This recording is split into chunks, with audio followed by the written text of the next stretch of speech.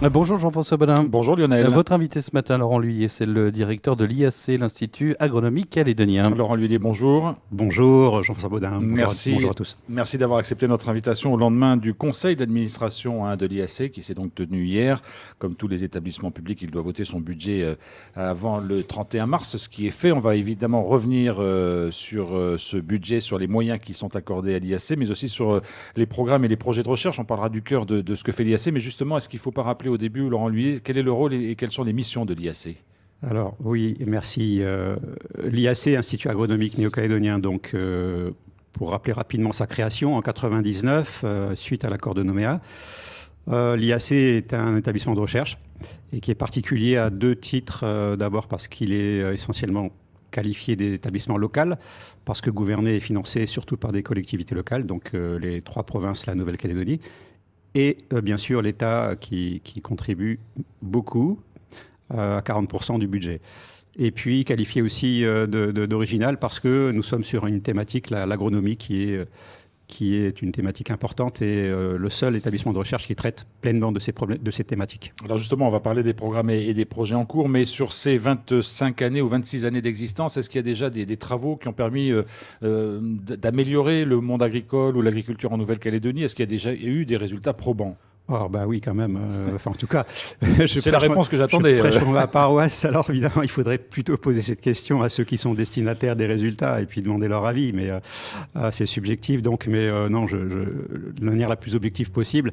Dans le domaine, par exemple, de l'appui à la filière élevage, nous avons beaucoup œuvré pour aider à lutter, par exemple, contre la tique du bétail. C'est un exemple assez marquant, puisqu'on a mis en place un certain nombre de méthodes de lutte, dont la dernière, et qui est en phase de transfert, qui est la mise en place d'un vaccin qui a été développé par l'IAC, en collaboration avec d'autres, évidemment, notamment des Australiens, mais qui fonctionne assez bien, qui permet quand même de réduire la pression de tiques sur les animaux sensibles. La filière aussi arbofruitier, par exemple, auquel nous avons beaucoup œuvré depuis plus de 30 ans maintenant même, hein, parce que c'était initié par le CIRAD et même un petit peu avant la DRAF. Et l'IAC a repris le flambeau sur Pau-Creux, avec la plus belle collection d'arbres fruitiers du territoire, des dizaines de variétés d'avocats, des dizaines de variétés de manguiers, encore plus en variétés sur les agrumes. Et puis on diffuse beaucoup de ces variétés auprès des arboriculteurs.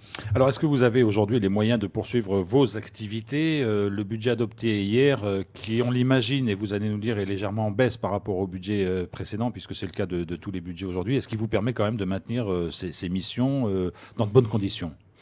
Non, je ne peux pas dire en bonnes conditions, ça serait mentir. Hein. Il faut qu'on soit face quand même face à la réalité qui nous, qui nous frappe tous.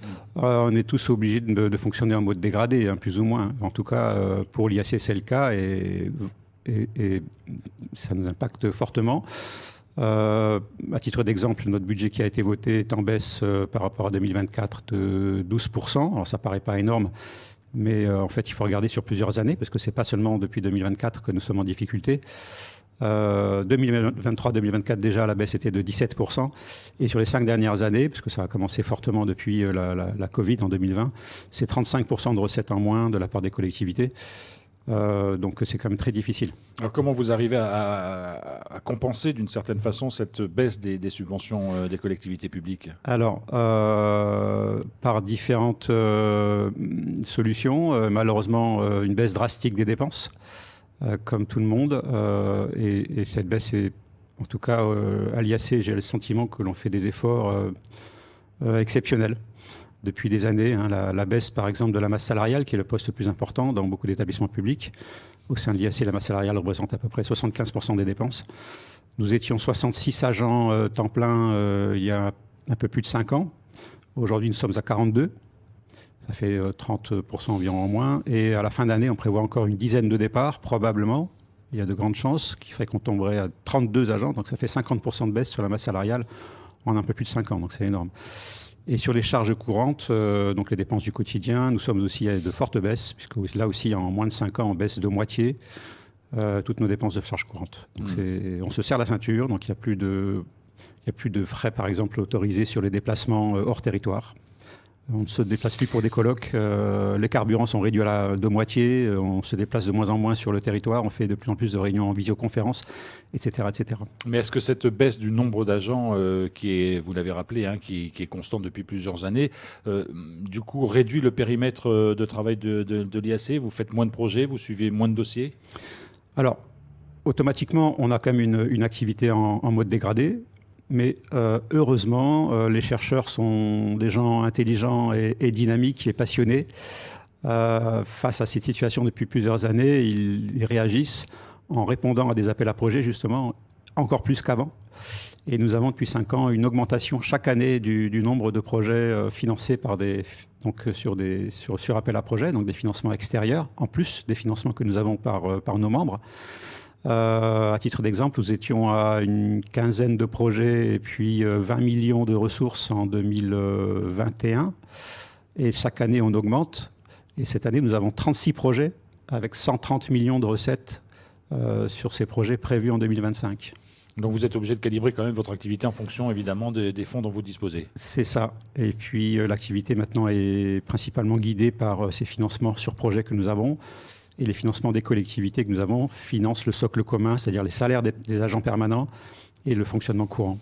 Alors des difficultés de fonctionnement en raison de budgets qui sont en baisse régulièrement. Quand même, aujourd'hui, sur les programmes les plus emblématiques que suit l'IAC, est-ce que dans les mois, les semaines, les mois, les années à venir, il y a comme par exemple la lutte contre la TIC, il y aura des programmes qui vont aboutir à des résultats concrets?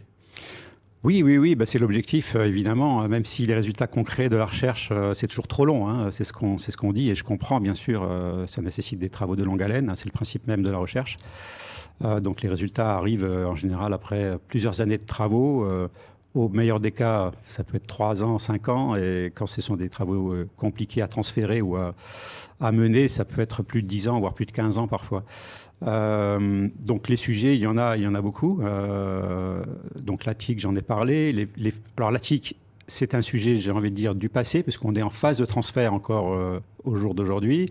On peut dire que le programme est quasiment est fini, quasiment. En tout cas, cette année, on est en train encore de travailler pour accompagner les quelques éleveurs encore qui utilisent le vaccin. On pourrait avoir à ne plus parler de la TIC en Nouvelle-Calédonie dans les années qui viennent? C'est compliqué quand même. C'est compliqué, mais la gestion de la TIC est bien mieux maîtrisée comparée, par exemple, à ce que c'était il y a une vingtaine ou même une dizaine d'années.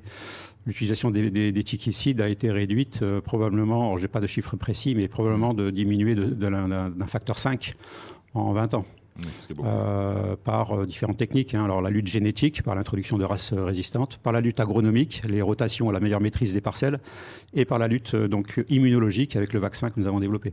Donc ça a permis de faire des progrès énormes.